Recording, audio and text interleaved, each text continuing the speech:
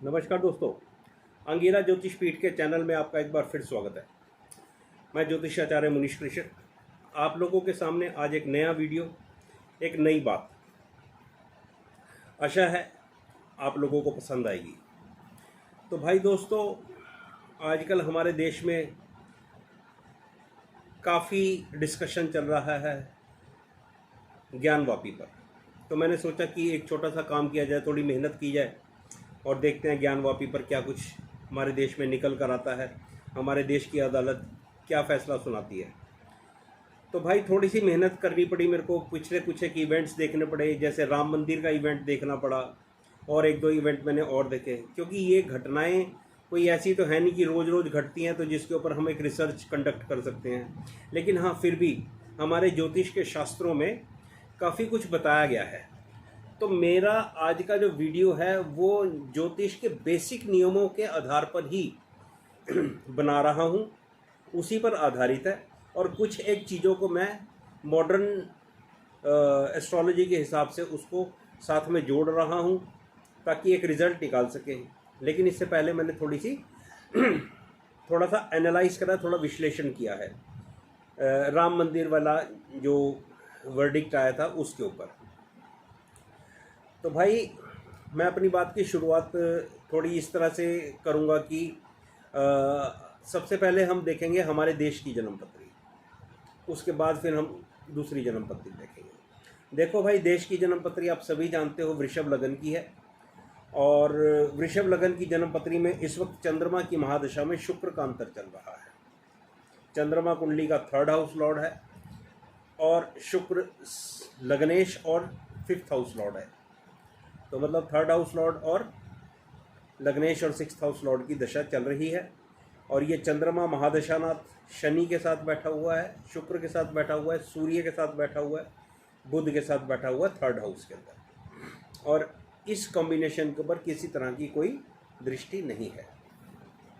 D9 में चंद्रमा सूर्य की राशि में चला गया है, जो आप सभी जानते हैं एक धर्म की राशि है। D9 में चंद्रमा 6th हाउस के अंदर है हमारे देश की कुंडली में, और भाई केतु जैसे एक शुभ प्लैनेट के साथ है। शुभ मैं इसको क्यों कह रहा हूँ, क्योंकि इस वक्त हम धर्म की बात कर रहे हैं और चंद्रमा देश की कुंडली में D9 चार्ट में सूर्य की राशि में केतु के साथ है। तो चंद्रमा, सूर्य और केतु, केतु अपने आप में एक बहुत बड़ा धार्मिक प्लैनेट है, ये सब आप जानते हैं, मोक्ष का कारक प्लैनेट है। तो मतलब मंदिरों को भी ये रिप्रेजेंट करता है। और मैं आपको ये बता देना चाहता हूँ, ये केतु ये जीव कारक भी है। पराशर होरा शास्त्र कहता ही है, जबकि हम लोग ज़्यादा इसके ऊपर ध्यान नहीं देते। जीव कारक के अंदर हम सिर्फ बृहस्पति शुक्र को ही लेते हैं, लेकिन जब भी जीव कारक ग्रहों में आपको कुछ एनालाइज करना है तो इसको केतु को भी एनालाइज करना चाहिए। पराशर होरा शास्त्र में बहुत क्लियर लिखा हुआ है। खैर तो भाई ये चंद्रमा और शुक्र की दशा चल रही है, ये पॉजिटिव दशा है चेंजेस के लिए, धार्मिक चेंजेस के लिए ये एक बहुत पॉजिटिव दशा है।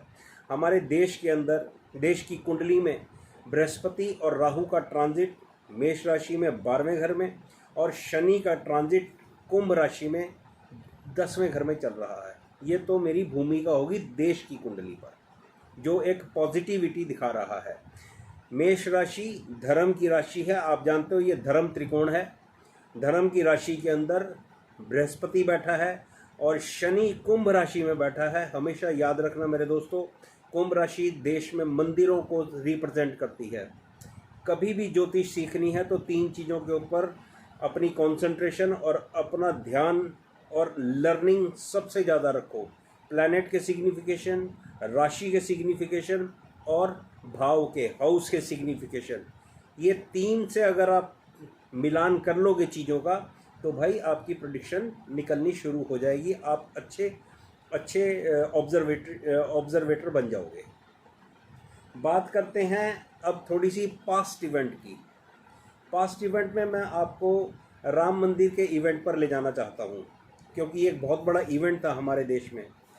9 नवंबर 2019 को राम मंदिर पर सुप्रीम कोर्ट ने एक वर्डिक्ट दी थी जो हिंदुओं के पक्ष में थी। उस वक्त के ग्रहों की मैं आपको स्थिति बताता हूँ। उस वक्त शनि, केतु और बृहस्पति ये धनु राशि में ट्रांजिट कर रहे थे। ध्यान देने वाली बात है, धनु राशि में ट्रांजिट कर रहे थे। धनु राशि भी धर्म त्रिकोण की राशि है और धनु राशि हमारा एक बहुत इम्पोर्टेंट और बहुत स्ट्रॉन्गेस्ट त्रिकोण है। वहाँ पर शनि और बृहस्पति दोनों ट्रांजिट कर रहे थे। केतु जैसा प्लैनेट जो जीवकार का भी है और जो धर्म का प्लैनेट भी है, मोक्ष का प्लैनेट भी है, वो भी साथ में ही ट्रांजिट कर रहा था।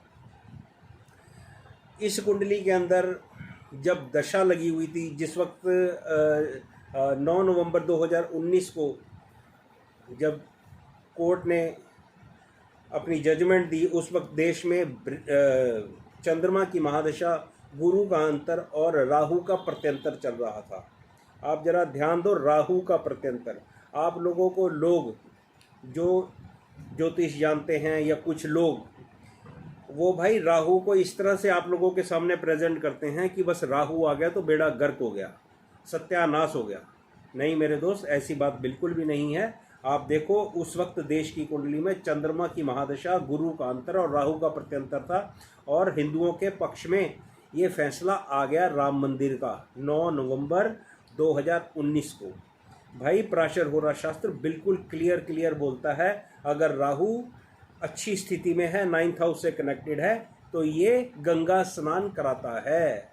तो राहु को हमेशा ही मैलेफिक आप लोग मत सोचे और आप लोग इसको मत लें। अगर उसकी स्थिति अच्छी है तो ये आपकी लाइफ में प्रॉस्पेरिटी भी दे सकता है।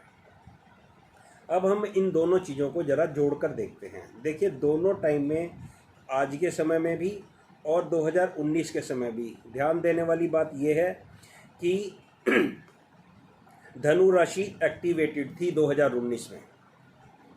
बृहस्पति, शनि और केतु का ट्रांजिट धनु राशि में था। हमारे पक्ष में, सनातन धर्मियों के पक्ष में फैसला आया और अब भी मेष राशि एक्टिवेटेड है। बृहस्पति मेष राशि में ट्रांजिट कर रहा है, राहु भी मेष राशि में ट्रांजिट कर रहा है और बेहतरीन प्लैनेट अपनी राशि के स्ट्रॉन्ग शनि की दृष्टि है कुंभ राशि से। ये चीज़ इंपॉर्टेंट है। तो ये अब मेष राशि एक्टिवेटेड है, जो एक बार फिर धर्म त्रिकोण है। तो बहुत हद तक मैं ये आशा कर रहा हूँ, मुझे ऐसी उम्मीद है, जिस तरह से इस वक्त दशा चल रही है, चंद्रमा की महादशा में शुक्र का अंतर, और शुक्र आप जानते हो दैत्य गुरु है, लेकिन कहीं ना कहीं ये बहुत शुभ है। ये गुरु है, ये गुरु है, इसके अंदर शुभता है और ये 64 कला संपूर्ण प्लैनेट है, ऐसा हमारा शास्त्र कहता है। तो मुझे बहुत उम्मीद है कि चंद्रमा की महादशा में शुक्र का अंतर चल रहा है और ये पॉजिटिव रिजल्ट लेकर आएगा। जब तक शनि ट्रांजिट में रेट्रोग्रेड है तब तक थोड़ा डिले हो सकता है, उसके बाद हमारे को अच्छे रिजल्ट मिलने की आशा और उम्मीद है। बहुत बढ़िया उम्मीद मुझे नवंबर से जनवरी तक के बीच में है।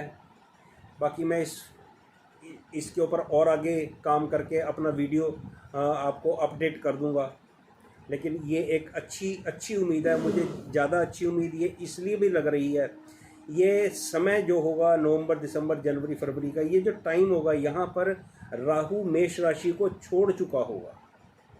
अब ध्यान दो, मैं एक जो बात आपको ट्रांजिट की बताने जा रहा हूँ। राहु बृहस्पति को छोड़ चुका होगा मेष राशि में और बृहस्पति वहाँ पर अकेला रह जाएगा मेष राशि के अंदर, धर्म त्रिकोण की राशि है, और शनि का ट्रांजिट होगा।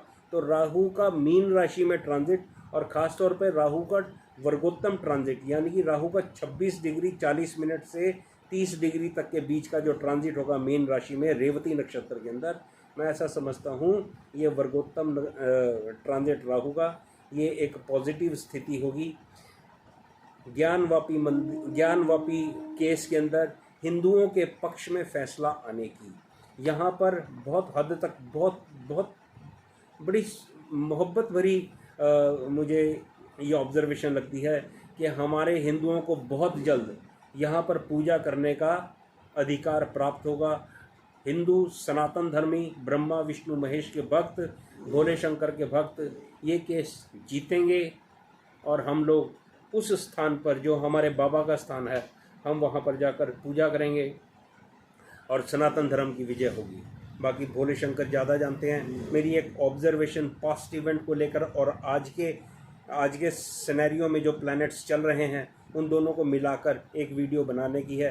एक एनालिटिक वर्क मैंने किया है, मैं बहुत आशावान हूँ कि ज्ञानवापी का फैसला हिंदुओं के पक्ष में आएगा और हमें वहाँ पर पूजा करने का पूरा अधिकार मिलेगा। हमारे लिए 2024 ज्ञानवापी के हिसाब से भी एक खुशखबरी ला सकता है, ऐसी मेरी आशा और उम्मीद है। प्रभु से आशीर्वाद चाहूँगा कि मेरी ये ऑब्जर्वेशन भी ठीक हो। आपको वीडियो अच्छा लगे तो प्लीज़ लाइक और शेयर ज़रूर करें। धन्यवाद।